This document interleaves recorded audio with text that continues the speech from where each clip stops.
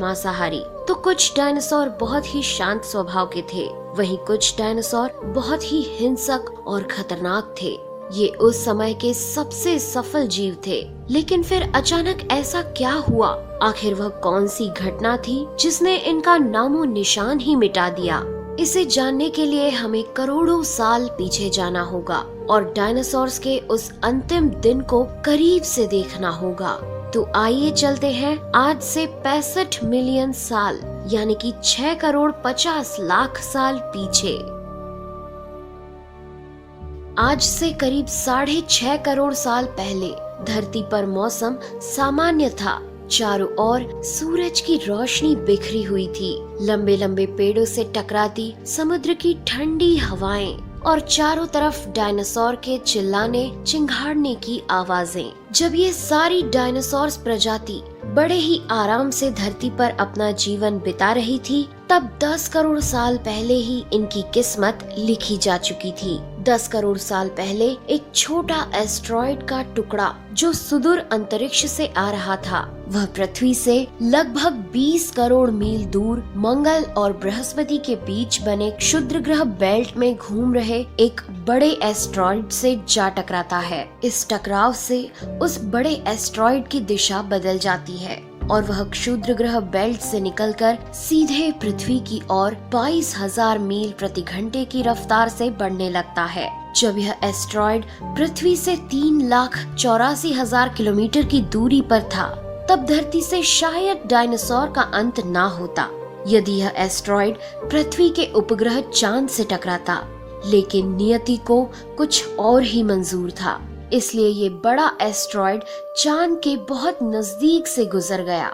40 kilometre के व्यास वाला 2 trillion metric ton का ये एस्ट्रॉइड प्रत्येक सेकंड के साथ साथ धरती के करीब बढ़ता जा रहा था। ये एस्ट्रॉइड जब पृथ्वी के वातावरण के संपर्क में आया तो इसकी रफ्तार एकाएक 70,000 किलोमीटर प्रति घंटा हो गई। पृथ्वी के वायुमंडल में घुसते ही घर्षण की वजह से ये एक भयानक आग के गोले में बदल गया। ये इतनी रफ्तार से धरती की ओर बढ़ रहा था कि सिर्फ 4 मिनट में इसने अटलांटिक ओशियन को पार कर लिया। इसकी चमक इतनी अधिक थी कि धरती पर टकराने से पहले ही हजारों जीव आग के इस दहकते गोले को देखकर पूरी तरह अंधे हो चुके थे। ये जीव उस उल्का को देख नहीं पा रहे थे, लेकिन वह उसकी भयानक गर्मी को महसूस कर रहे थे। कुछ ही क्षण में ये एस्ट्रॉइड मेक्सिको की खाड़ी के पास जमीन से टकराता है और लगभग 35,000 डिग्री सेल्सियस की ऊर्जा वाला एक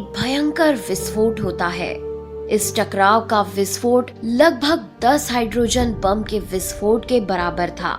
ये विस्फोट इतना शक्तिशाली था कि इसके टकराते ही धरती की लाखों टन धातु अंतरिक्ष में चली गई। टकराव वाली जगह पर 180 किलोमीटर चौड़ा और 20 किलोमीटर गहरा गड्ढा बन गया।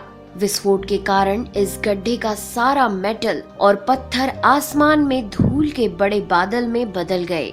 16 मिनट 40 सेकंड बाद जमीनी टकराव की वजह से धरती के अंदर चारों ओर 11.1 तीव्रता की भूकंपीय तरंगे उठने लगी। इस वजह से समुद्र में विशालकाय लहरों का निर्माण हुआ और एक के बाद एक सुनामी की लहरें चारों तरफ बढ़ने लगी।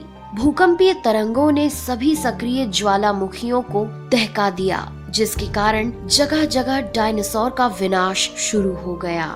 धरती के महाविनाश की प्रक्रिया आरंभ हो चुकी थी। इस भयानक विस्फोट में रेडिएशन की मात्रा इतनी बढ़ गई कि इसके 800 किलोमीटर के दायरे में आने वाले सभी जीव जलकर पूरी तरह राख के ढेर में बदल गए थे। इस महाविनाश में उड़ने वाले डायनासोर इन जमीनी खतरों से तो बच निकले, लेकिन ये तो महाप्रलय की बस शुरुआत मात्र थी। विस्फोट की वजह से जो लाखों टन मेटल, पत्थर और धूल अंतरिक्ष में गया था, वह ग्रेविटेशनल पुल के कारण ठीक 40 मिनट बाद आग के गोले के रूप में पूरी धरती पर बरसने लगे। साथ ही धूल का एक बहुत बड़ा तूफान 6000 किलोमीटर प्रति घंटे की रफ्तार से पृथ्वी के दूसरी तरफ मौत लेकर आ रहा था। ये धूल के बादल कई किलोमीटर मोटे थे, जिसकी वजह से धरती पर सूरज की रोशनी का पहुंच पाना असंभव हो गया। गर्म हवाओं का तापमान 100 डिग्री सेल्सियस से ज्यादा हो जाने के कारण धरती पर पेड़ पौधों की लगभग सारी आबादी जलकर खाक हो गई थी। विस्फोट के 90 मिनट बाद धरती का तापमान 200 डिग्री सेल्सियस तक बढ़ गया। इसकी वजह से जो डायनासोर विस्फोट के इलाके से कोसों मील दूर थे, वे भी इस गर्मी से बच नहीं पाए। इस महाप्रलय से धरती की कुल 90% प्रजाति पूरी तरह खत्म हो गई थी और जो 10% जीव धरती पर बच गए थे, उनमें से भी सिर्फ वही जीव जिंदा रह सके जिनका वजन 30 किलोग्राम से कम था। इसका कारण ये था कि इस महाप्रलय में लाखों की संख्या में जीव मारे जा चुके थे और पेड़ पौधों की सारी आबादी भी जलकर राख हो चुकी थी, जिसके चलते यहाँ जो बड़े और विशालकाय जीव जीवित बच गए थे, उन्हें भरपूर मात्रा में खाना पीना न मिल सका। लेकिन ये महाप्रलय किसी अन्य जीव के लिए फायदेमंद साबित होने वाला था। डायनासोर्स का अंत एक नई प्रजाति के लिए सुनहरा अवसर लेकर आया। ये प्रजाति थी मैमल्स की। मैमल्स यानी स्तनधारी जीव। इन्होंने खुद को इस महाविनाश से बचा लिया था। अत्यंत गर्मी से बचने के लिए ये जमीन के अंदर रहने लगे थे और जिंदा रहने के लिए इन्होंने सब कुछ खाना शुरू कर दिया। इतने बड़े महाप्रलय के गुजरने के बाद धरती फिर से सामान्य हो गई थी। सतह पर फिर से नए पेड़ पौधे उगने लगे थे और धरती पर जो 5% जीव बच गए थे, उनमें एडाप्टिव रेडिएशन की प्रक्रिया से बहुत सारी नई प्रजातियां जन्म लेने लगी। इयोसीन इपोक में 5.5 करोड़ साल पहले बंदर जैसी प्रजातियां आई। इनकी आंखें सर में आगे की तरफ थी। इसी काल में प्राइमेट्स के सर के अंदर एक महत्वपूर्ण एवोल्यूशन हुआ। इनकी स्पाइनल कॉर्ड को मस्तिष्क से जोड़ने वाला छेद, जिसे फोरमेन मैग्नम कहते हैं, वह स्कल के पिछले हिस्से के बेस से सेंटर की तरफ शिफ्ट होने लगा। यानी कि अब जो प्रजाति आई वह सीधे खड़े होकर चलने में सक्षम थी। आज से 4.7 करोड़ साल पहले धरती के वातावरण में लगातार बदलाव होने शुरू हुए। धरती के टेक्टोनिक प्लेट्स में हलचल हुई, जो धरती के 2 बड़े महाद्वीपों को एक दूसरे के पास ले गई। ये वही भूभाग है जहां आज हम भारतीय रहते हैं। ये है इंडिया, जो एशिया महाद्वीप की ओर तेजी से बढ़ रहा था। इन दोनों महाद्वीप के आपस में टकराने की वजह से हिमालय जैसी पर्वतमालाएं खड़ी होने लगी। यह वही पर्वतमाला है जिसे आज हम जानते हैं दुनिया की सबसे ऊंची चोटी माउंट एवरेस्ट के नाम से। ये पर्वतमालाएं इतनी ऊंची थी कि इससे मौसम का पैटर्न बदलने लगा, जिससे पृथ्वी ठंडी होने लगी। इस पर्वत श्रृंखला से गिरने वाला बर्फ आगे चलकर कई नदियों का निर्माण करने लगा। यह वही नदियां हैं जिससे आज हमारी आधी से ज्यादा आबादी को पीने का पानी मुहैया होता है। ओलिगोसीन इपोक में 3 करोड़ साल पहले ग्लोबल कूलिंग हुई। घास के मैदान बढ़ने लगे और जंगल घटने लगे। तब ऐसे जानवर विकसित हुए जो खुले मैदान में रहने के लिए उपयुक्त थे और इन्हीं में दूसरे जानवरों को खाने वाले जानवर भी विकसित होने लगे।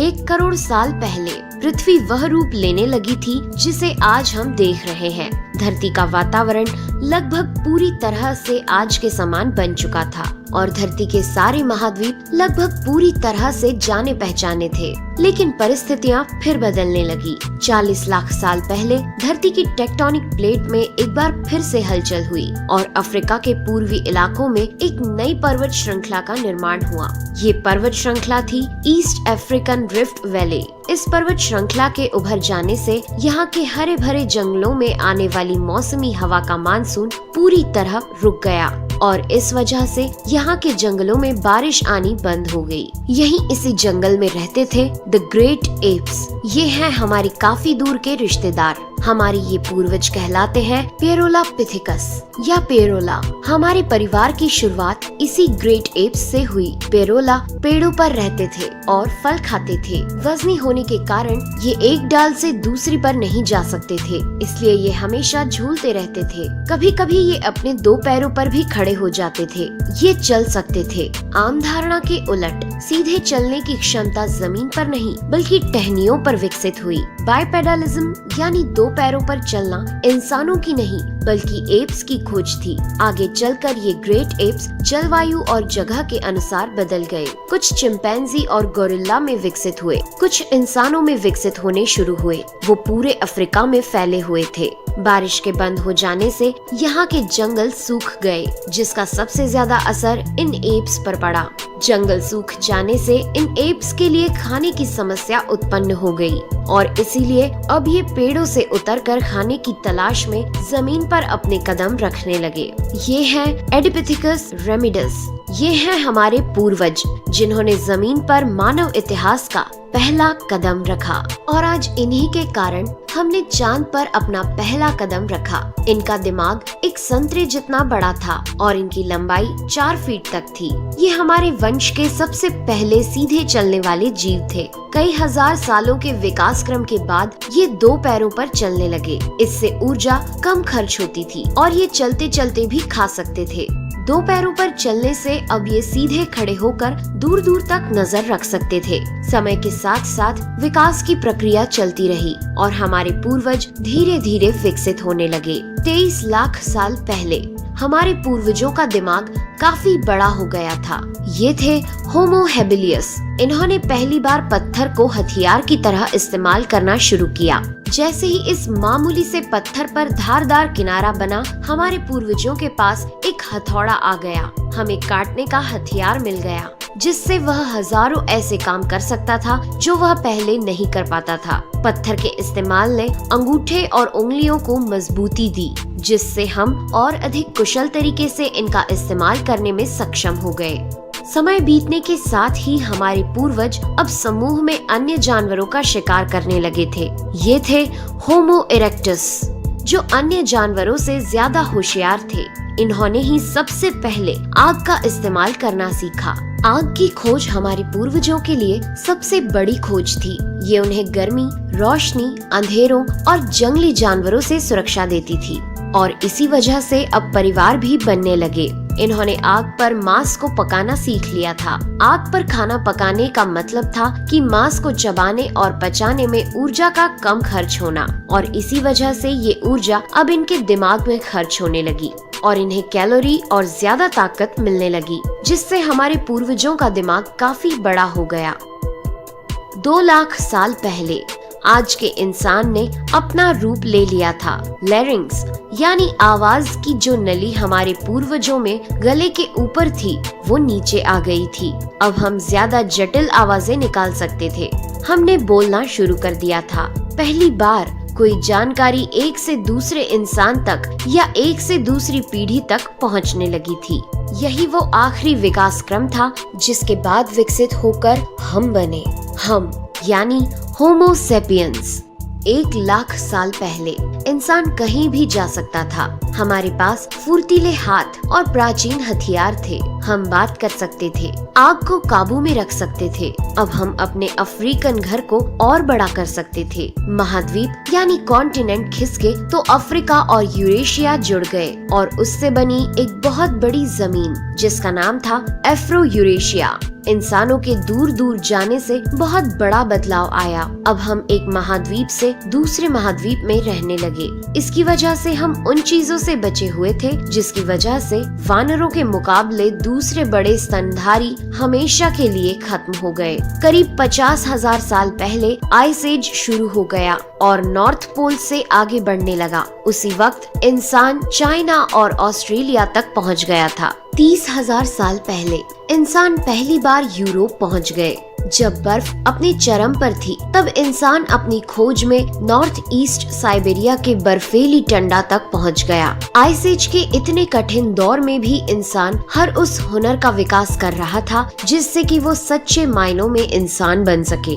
हमने खुद को उस माहौल में ढाल लिया। हम ज्यादा समझदार हो गए। उसके बाद हमने पूरी दुनिया में अपनी बस्तियां बसा ली। समुद्र किनारे से पहाड़ की चोटियों तक, हरे भरे मैदानों से लेकर पथरीले इलाकों तक हर जगह इंसान थे। हमारा हुलिया, त्वचा, बाल और आँखों का आकार जलवायु और जगह के अनुसार बदल गया। हमने अपनी आवश्यकता के हिसाब से खेती शुरू की और जानवरों को पालना शुरू कर दिया। हमने कस्बों और शहरों का निर्माण शुरू किया। उसके बाद हमारी सभ्यता और संस्कृति का जन्म हुआ।